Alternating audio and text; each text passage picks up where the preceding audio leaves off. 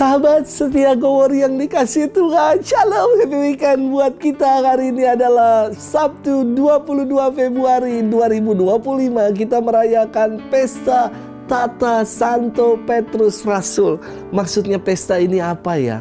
Ada 4 sifat gereja yang tertuang dalam syahadat iman kita yang panjang, yang mengatakan bahwa aku percayakan gereja yang satu, kudus, katolik, dan apostolik. Sifat pertama dari gereja bahwa kita mengakui gereja itu dibangun atas dasar satu iman, satu Tuhan. Bahwa gereja yang satu mengakui kepemimpinan yang diwariskan dari Yesus kepada Petrus dan para penggantinya. Yang kedua, sifat gereja adalah kudus. Yang kedua, sifat gereja adalah kudus. Kudus karena Allah sendiri yang menyertai peziarahan gereja. Dan sifat yang ketiga, katolik, berarti universal, bahwa keselamatan dianugerahkan kepada setiap insan yang percaya kepada Tuhan. Dan sifat yang keempat adalah gereja yang apostolik. Artinya gereja yang didirikan atas dasar iman para rasul. Maka gereja Katolik menempatkan dalam salah satu pilar imannya selain kitab suci magisterium juga terkait tradisi suci atau tradisi rasuli.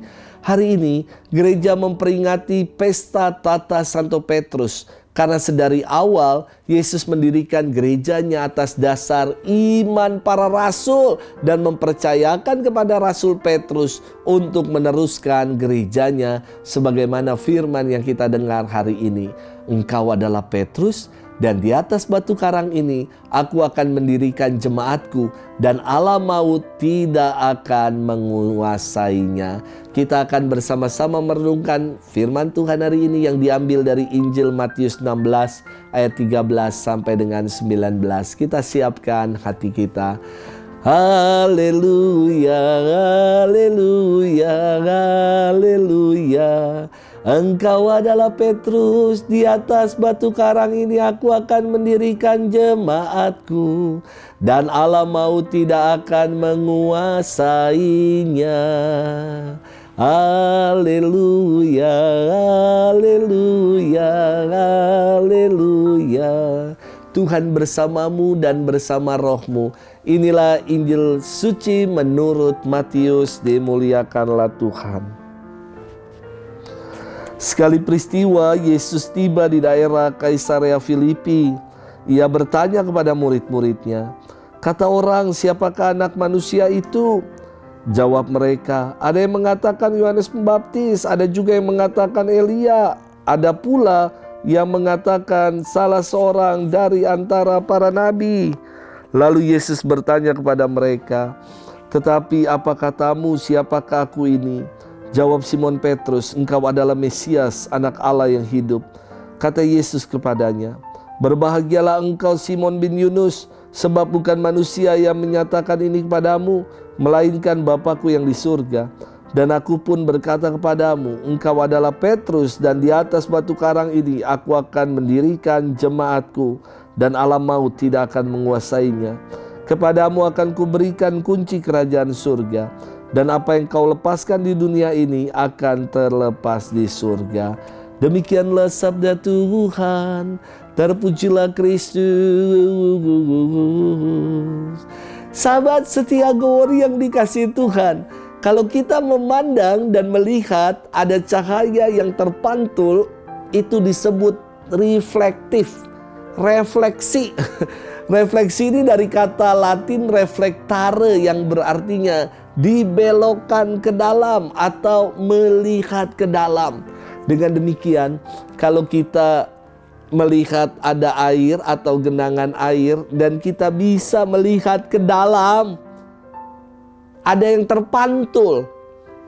Dan yang terpantul itu adalah cahaya yang dibelokkan kembali. Sahabat setia Gowor yang dikasihi Tuhan, merenungkan peziarahan gereja yang dibangun di atas dasar batu karang atau Petrus buat saya sangat menarik. Mari kita lihat sosok Petrus yang rasa-rasanya bisa menjadi refleksi atau cerminan pantulan diri kita. Petrus ketika dipanggil oleh Yesus bersama dengan saudaranya Andreas, segera meninggalkan jalannya dan mengikuti Yesus. Ia tampil sebagai murid yang gagah berani dan spontan. Ketika melihat Tuhan yang berjalan di atas air, Petrus dengan spontan meminta agar ia boleh menghampiri Yesus. Namun baru beberapa saat ia berjalan di atas air, ia ragu dan tidak percaya hingga akhirnya tenggelam. Petrus juga mengatakan dengan sungguh bahwa ia mengasihi Yesus dengan sungguh-sungguh dan bersedia memberikan dirinya bagi Yesus. Namun dia juga yang menyangkal Yesus sebelum jago berkokok. Di kemudian hari, Petrus pergi mewartakan kabar gembira hingga ke kota Roma, kota terbesar dan juga ibu kota dari kerajaan Romawi. Petrus tinggal di sana dan mempertobatkan banyak orang. Ketika penganiayaan yang kejam terjadi terhadap para pengikut Yesus, Petrus kembali ketakutan.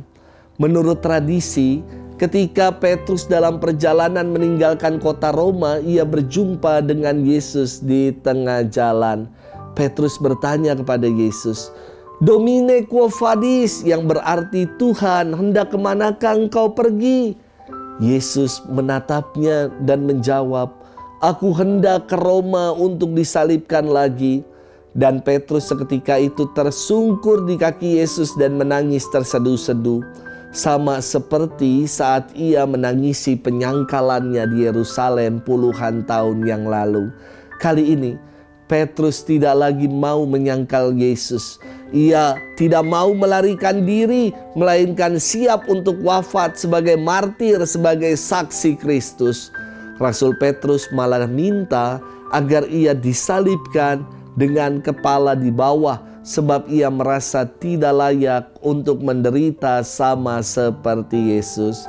Sahabat setia Gowori yang dikasihi Tuhan, firman Tuhan hari ini mengajak kita bercermin.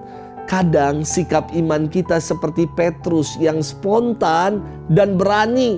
Namun ketika badai hidup menerpa, kita menjadi ragu dan menyangkal. Menjadi dasar dalam iman untuk menjawab pertanyaan ini. Siapa Yesus bagi kita?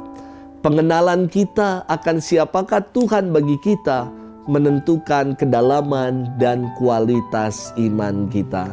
Selamat bermenung dan happy weekend buat kita. Tuhan memberkati kita selalu dalam nama Bapa dan Putra dan Roh Kudus. Amin.